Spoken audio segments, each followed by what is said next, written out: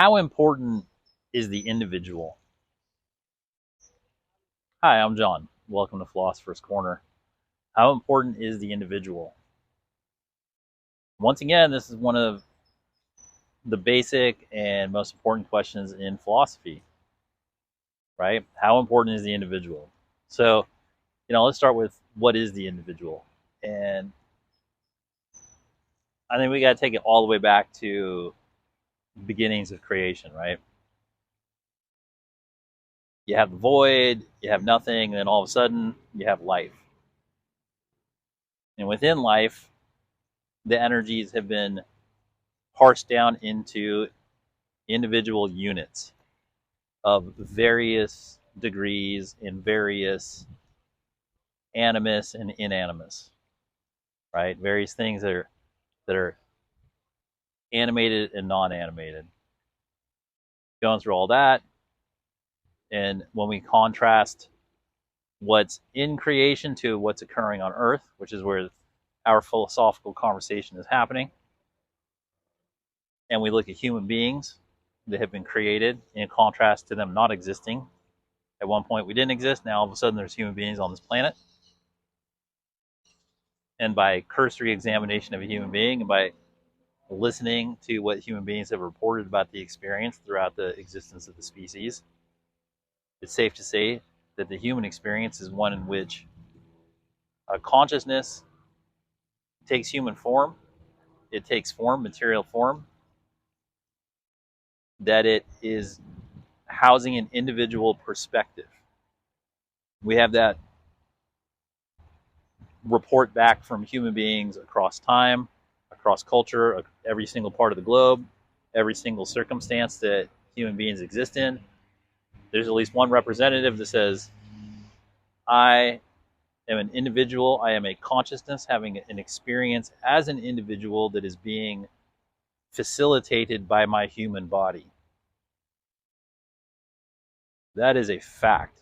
That has been reported from time immemorial.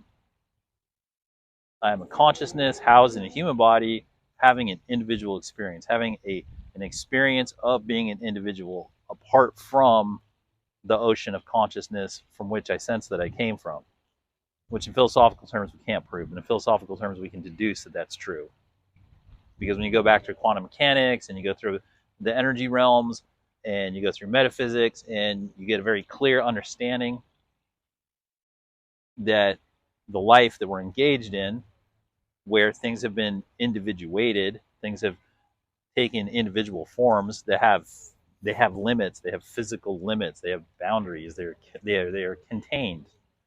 The individual is contained in a body, and in this case, where we're specifically getting to the worth of a human individual, how important is the human as an individual? I see it that in philosophical terms, the function of the human life is to provide an individual experience. If we contrast, if we assume, or if we look at, no assumption, let's look at what the universe is and how it animates life, we see that there are experiences being had, and through the observation of evolution and through self-guided aware reports from human beings throughout the eon, that there is a process of becoming aware of the experience of being an individual that seems to be intrinsically catalyzed by being an individual, and further accelerated by the knowledge of the fact that one's being an individual as a part of an evolutionary process that's not personal, because the human bodies exist before me, after me, and they are completely out of my control. But through circumstances, which are open for another discussion another time, I have it on good authority that other people have made the exact same discovery, am in a form that is allowing me to have an individual experience. And in those individual experiences, we are reporting back an enrichment of the internal life, an enrichment of the soul, an enrichment of the mind, even before we get into things that are even without spiritual context, the individual experience has allowed a person to grow demonstrable skills. You can go from, for one, you can go from childhood to adulthood. There's a whole spectrum of experience there. And, you can say it's ineffable, but really it's not. It's universal.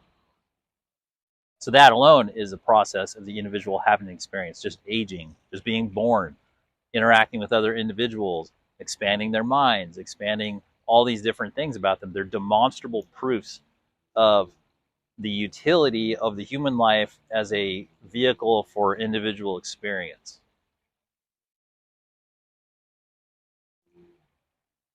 And in that light, I think it's clear that since that seems to be the primary function of the human species, of the human experience, is to allow for an individual experience to occur for a temporal amount of time,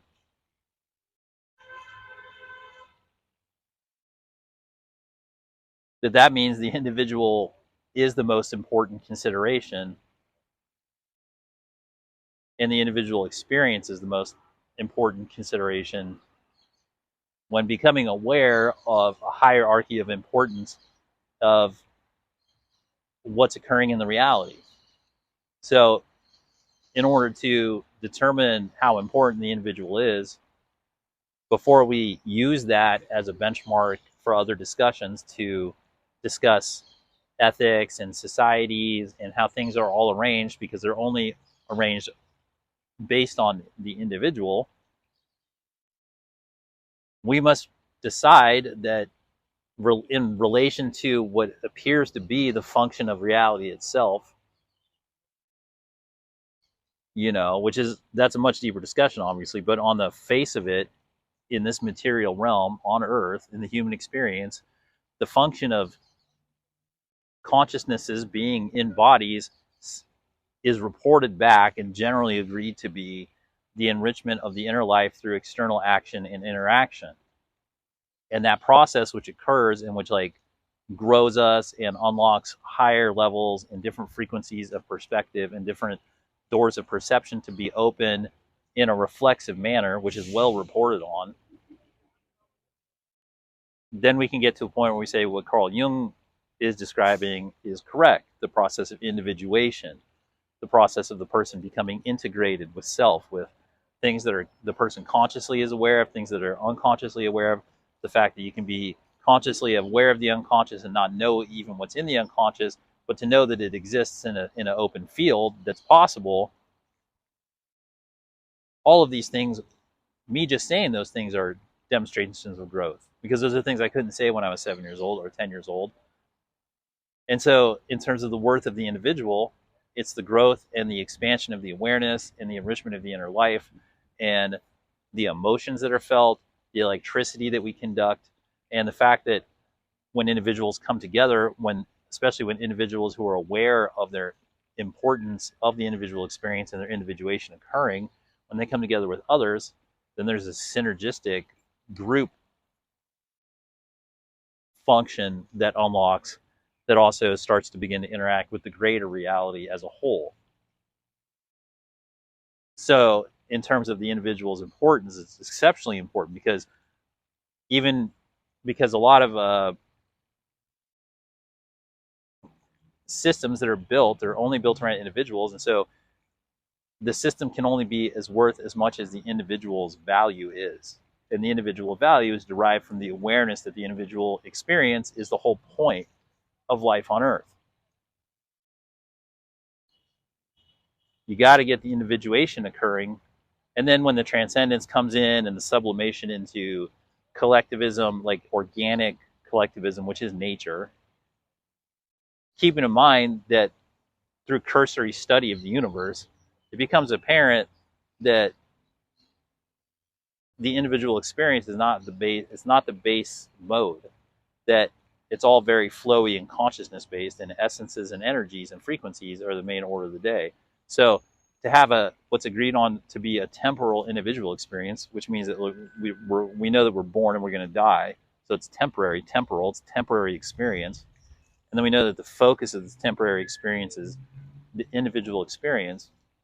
without trying to control it, without trying to say, because the nature of the individual experience can be whatever, but the individual experience itself is the design, it is the function, it is the utility of this time and space that we're in, which is the context for human philosophical discussion.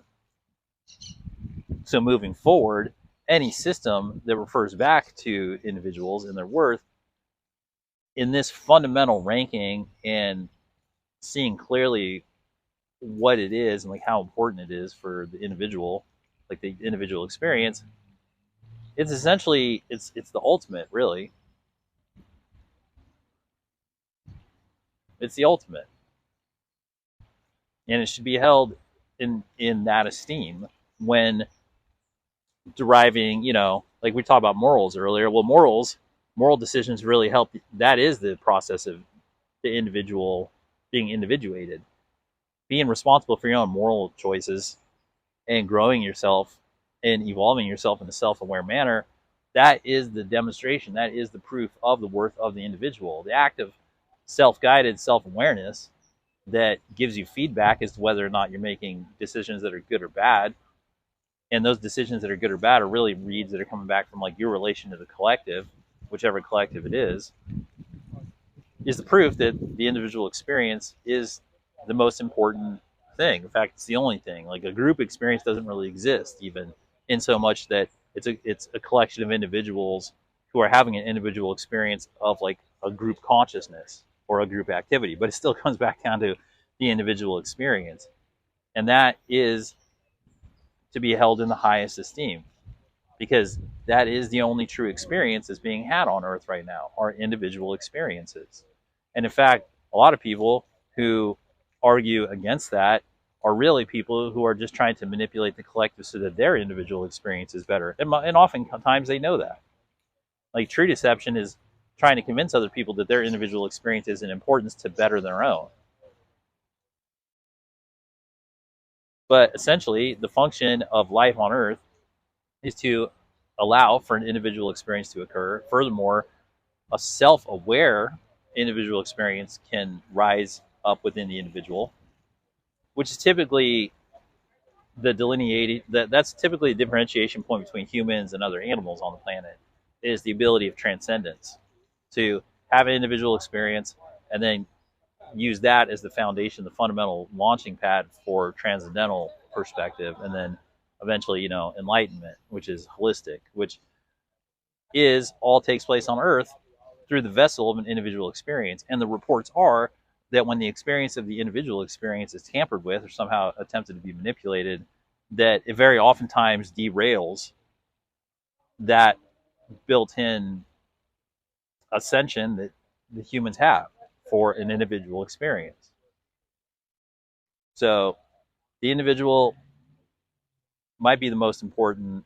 The individual experience is the most important experience on Earth. It seems to be that that's what it was set up for, and it seems to be that all the great things that happen from great individual accomplishments that actually propel the species forward happen because the nature and the value and the quality of the individual experience produced some epiphanies in individuals who then turn around and shared it with the collective. There's almost no example in history where it goes the other way around, where collectives rarely have epiphanies that move the species forward, if ever. But in the human experience, based on individualism, we've produced pretty much all the genius comes through in the form of an individual, which is what Carl Jung is saying with individuation, that like it gets you into a point where like you actually become the consciousness made matter that we need. So, individuals are responsible for, Beethoven and Martin Luther King and Gandhi and Jesus and Buddha and, like fill in the blanks. Like any person who's greatly affected, especially positively, but also negatively. Like for every individual, they've brought up the archetype of the issues of those like relatable life paths that they've been on. So whether it's Gandhi or Stalin, you're seeing the high impact of the individual experience and the effects that they can have. And without that, if you view the evolutionary bubble of humanity and you imagine it without individuals, where in this case the individual being like a single human that uh, accelerates their evolution or makes great leaps for mankind and brings it back to the collective, if you want to know how important the individual is, remove all of those positive anomalous outliers from the evolution of the human species, and you'll see that the human species just wouldn't, it really just wouldn't grow much, right? It may not have even like have gotten out of the jungle. It may still be in animal form, still contending with regular basic flesh and blood animals and predators. But somewhere along the way, due to the facility of the human body to facilitate, quite frankly, a ridiculous cosmic universal creation individual experience, and for the ability for that to facilitate huge leaps in evolution and consciousness in one lifetime, I think it becomes very clear that the individual experience is the sacred experience on Earth. So that was today. That was how important is the individual, and I think we got a pretty good starter on that one. I think you get the general idea, and as always, feel free to make your own videos. I encourage you to think for yourself, figure it out. You're an individual, and now you know that's a sacred thing. So I hope you enjoy it, and thanks for spending some time here at Philosopher's Corner.